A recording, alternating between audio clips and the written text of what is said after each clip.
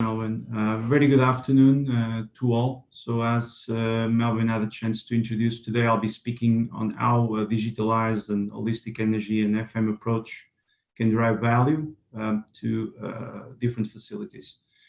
I've organized my presentation with a short introduction about myself and the company, and then I'll explain more or less the topic with detail so that everyone can take some content with them home.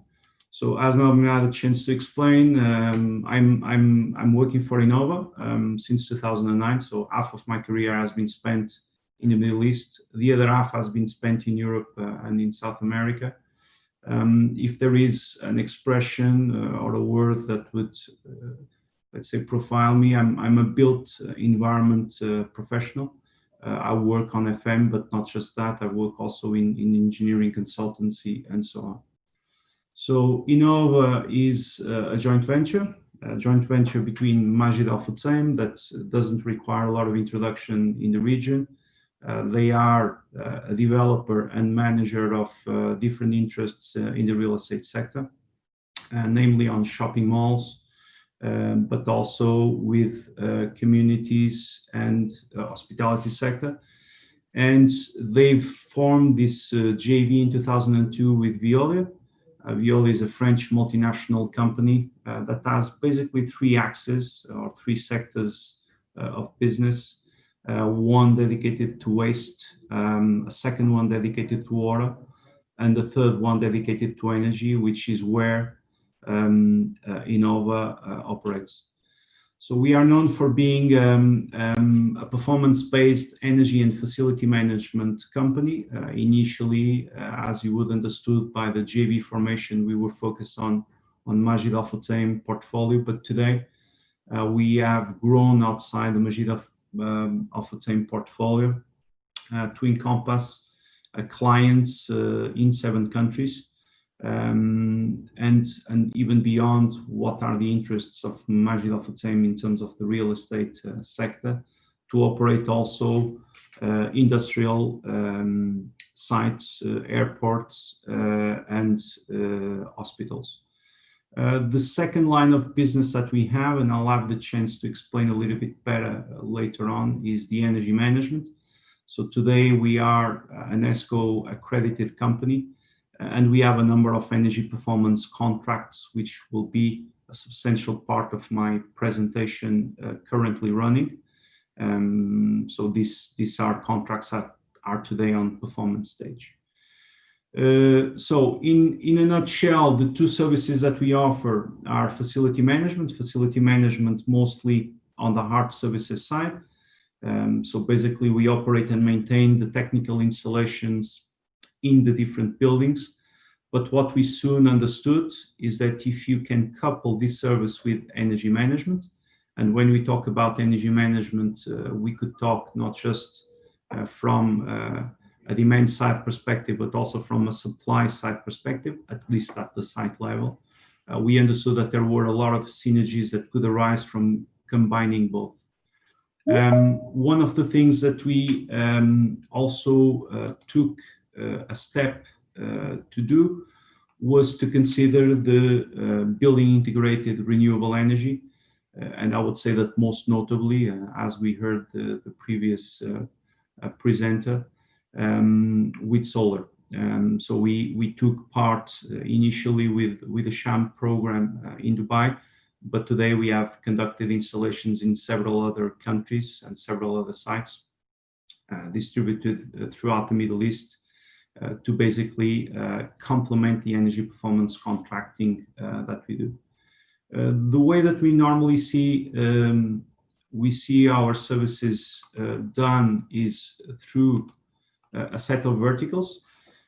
So some companies prefer to list down the typical services that we do, but since we are a very customer-centric and sector-specific company, we understand what are the differences that the different sectors require in terms of their operation and maintenance, but also in terms of their utility management. We have organized our services in terms of the verticals. And today I will be focusing mostly on the industry and the energy performance, and how can you couple these two to drive value. So an energy performance contract is in fact a contract that normally goes through a three-step approach. We need to conduct an audit to make the identification of the areas of the optimization.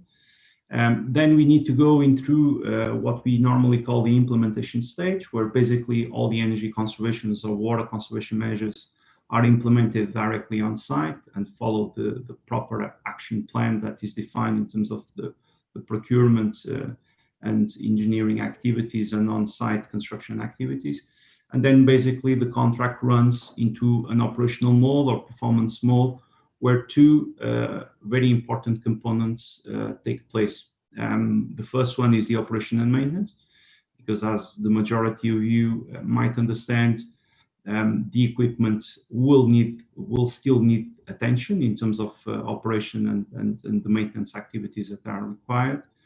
And finally, the measurement and verification protocols that need to be put in place, because it's not just comparing the previous month bill with this month bill.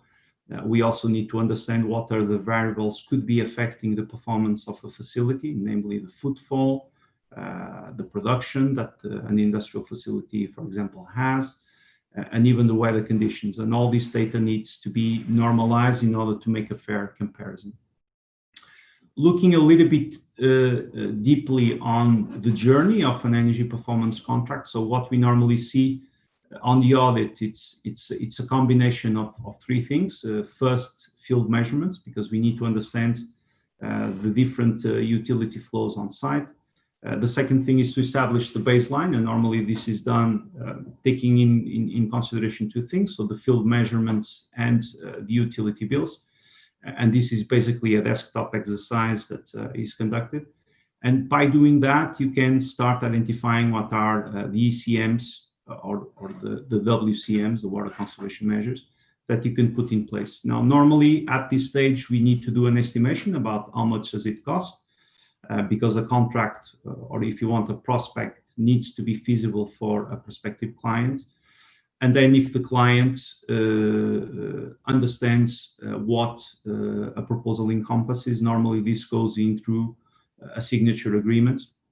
And then the two steps that I've explained before, the work, so the implementation stage takes place. And finally, we go into the performance mode. And I'll stop here in terms of the performance mode, just to highlight what we call guaranteed savings. So normally when we do an energy performance contract, we provide a letter of guarantee over the work that has been executed and over the savings that the client will be attaining during the performance period. And in case we do not perform, so in case we are underperforming based on our commitment, we are due to give back to the client the amount or the equivalent amount in the currency to what has been the underperformance.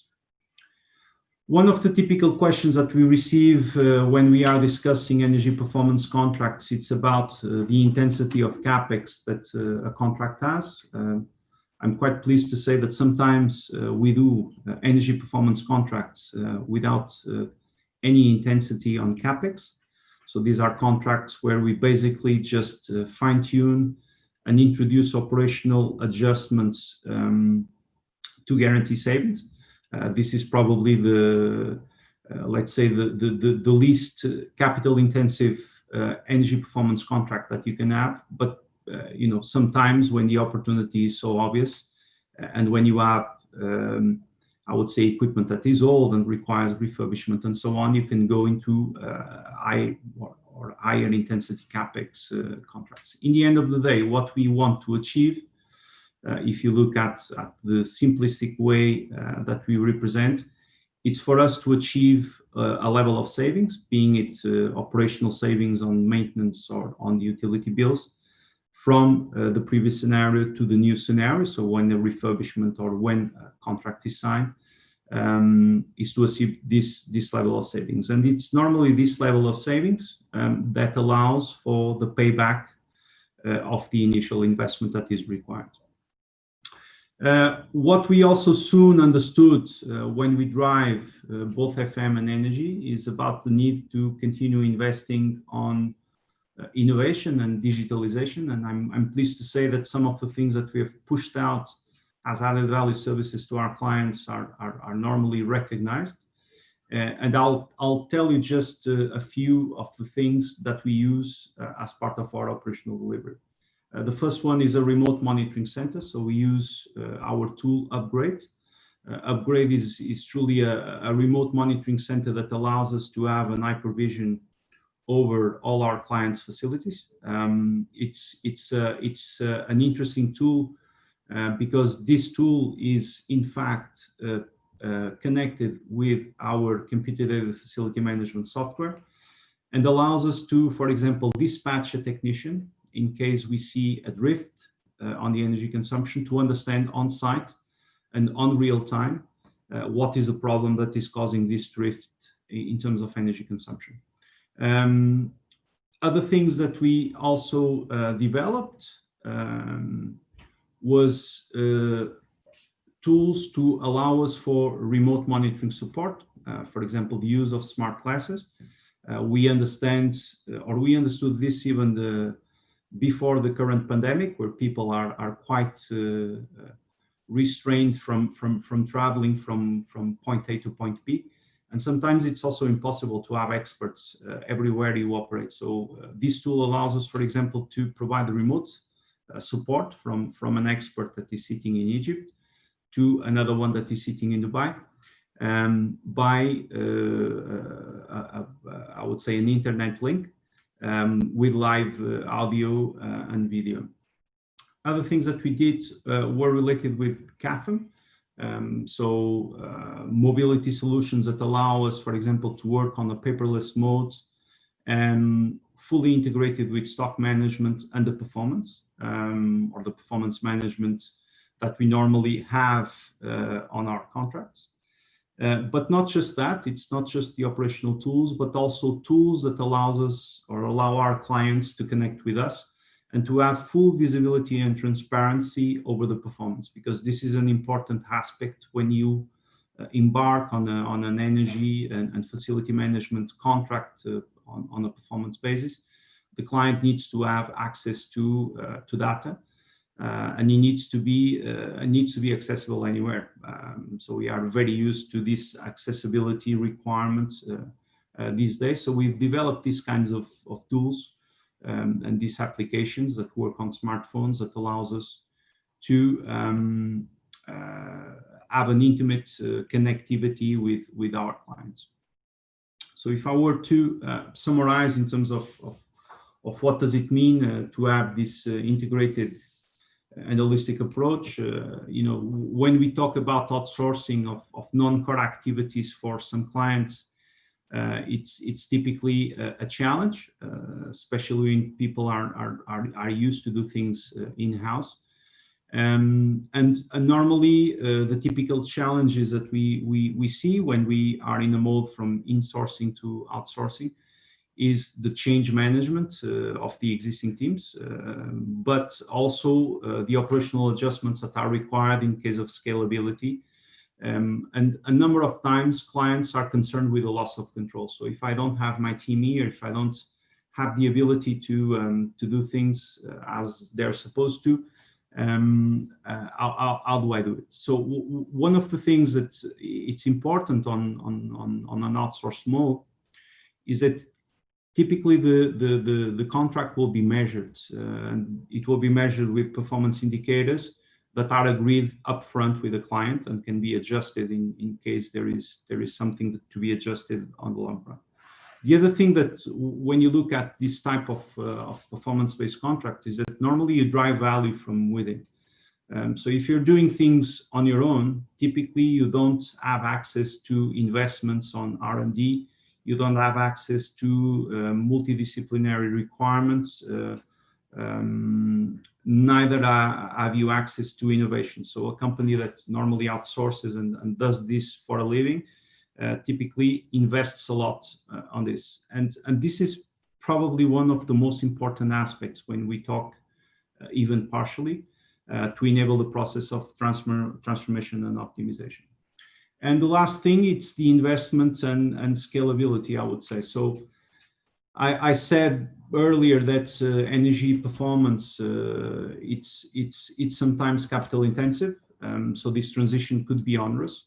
And the other thing is that clients have typically an activity in place. So if we talk about, let's say, an industrial facility, a client is more interested to understand or to improve the output of production, or to refurbish and update the equipment necessary with production. And typically the ancillary equipment that is maintaining the temperature and relative humidity inside the facilities and so on is neglected. So you can have a partner to outsource this type of service, and this would enable you to reinvest the money that would otherwise be used for an energy performance contract on your process itself. That's one of the important aspects. And the other one, it's as I said, it's scalability. So when we normally look into a performance contract, we look at